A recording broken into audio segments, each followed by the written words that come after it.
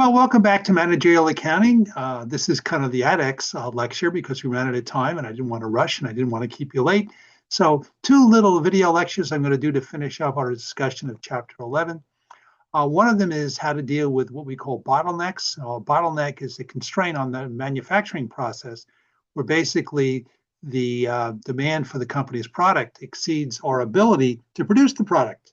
So the demand exceeds the ability to produce the product. And the reason it does is because we've got a scarce resource, which we call a bottleneck, which all the products which we manufacture have to go through. And there's a constraint in that all these products that we produce have to go through that bottleneck, through that production process. All right. So what we want to do is we want to reduce the influence of the bottleneck on the production process so we can maximize, like everything else, we want to maximize the company's products. Okay, so when a company has a production bottleneck, it tries to maximize its profits. We want to consider the contribution margin of each product, but we also want to consider to what extent they use the scarce resource, which is called the bottleneck. So this is best illustrated by, best shown and explained by illustration. So let's assume we make three products. We got product A, product B, and product C. And all three of these products have to go through some heat treatment device that hardens the steel. So it looks like we're making some type of steel, A, B, and C. All of them needs to go through this machine that hardens them, but they can't all go through at the same time. Okay, and the heat process, the treatment is working at full capacity, and so therefore we've got a bottleneck associated with this process that they go through. So we take a look and we say, all right, oops, here we go. Here, we know from our study so far, we always got to look at three different, we know that when we look at a product, we got to look at the selling price compared to its variable cost. We know the fixed cost is going to be there anyway. So we get the unit contribution margin.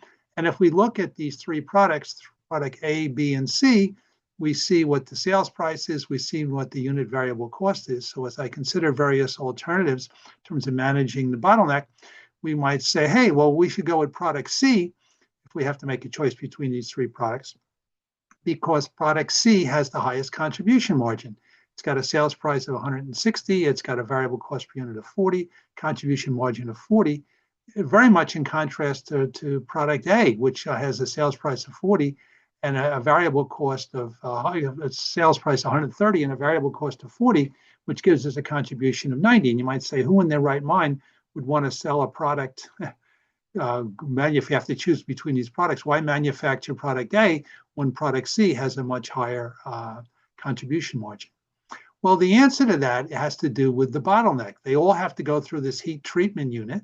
And if we look at this heat treatment unit, product A only has to go through 1 hour, product B goes through 4 hours, and product C, the one on the surface has the highest contribution margin, it ties up that scarce process for 8 hours. So it's a bottleneck associated with that heat treatment unit that they all have to go through. Okay, so what we want to do to make the best decision in which product, bearing in mind the constraint that we have, is we got to take a look at the contribution margin, and we got to divide that by the number of hours that it ties up the scarce resource. So product C, although it's got the highest contribution margin, is going to tie up that resource for 8 hours, whereas product A is only going to tie up that resource for 1 hour. So if we take the contribution margin and we divide by the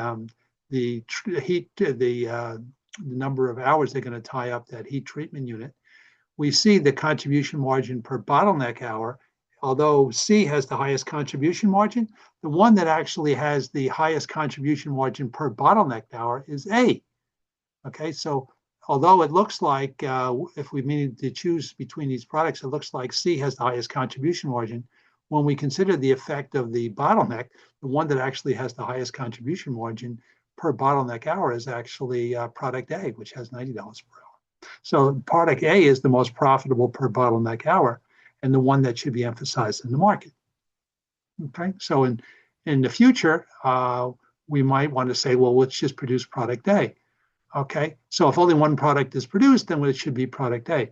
But if we do that, what do we do about products B and C? So A may be the most profitable, but our customers may want product B and product C as well, and we don't want to lose, existing customers. And some of those customers, which you might lose, maybe they're the people who buy A, but also want to have a supplier that also makes available B and C. All right. So a couple of choices here. We could price B and C comparably, which means we'd have to increase their process to bring them to the result in their contribution margin per bottleneck hour be comparable to product A.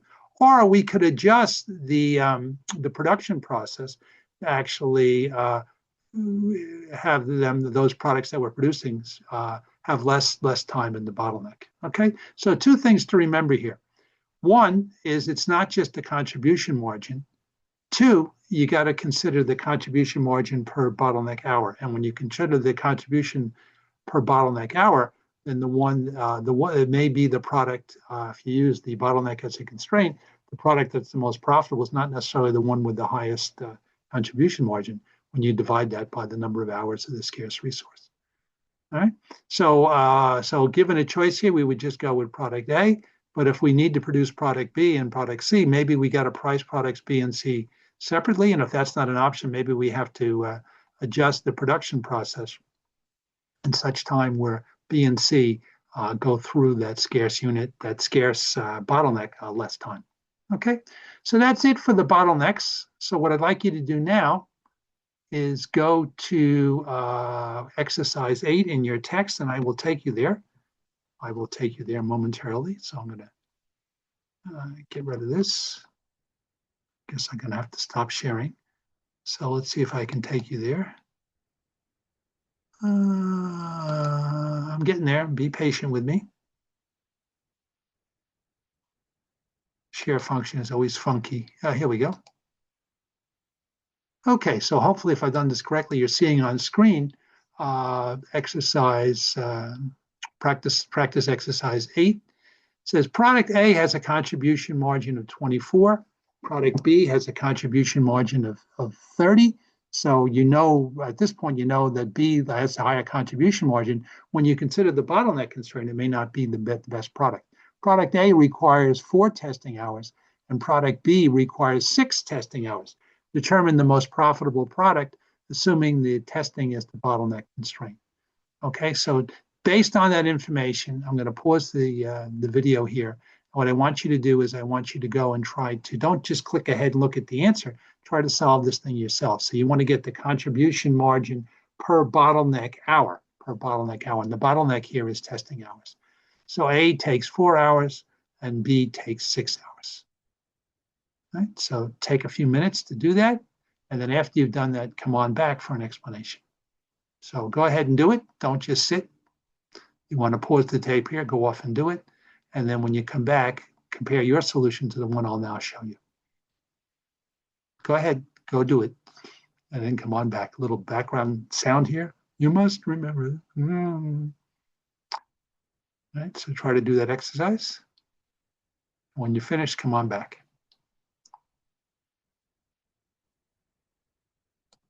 Okay, welcome back. So what we want to do here is we want to get the contribution margin. We want to divide that by the constraint, which is testing hours per unit. And what we see is that although B has the highest contribution margin, when you consider the bottleneck, which is the testing hours, it is A that is the most profitable. So product A is the most profitable one when you consider the bottleneck. All right, so that concludes this little mini lecture. So reflect on that. And now we'll do a separate little mini lecture on something called yield pricing. So until later, hasta luego, which is Spanish for see you later.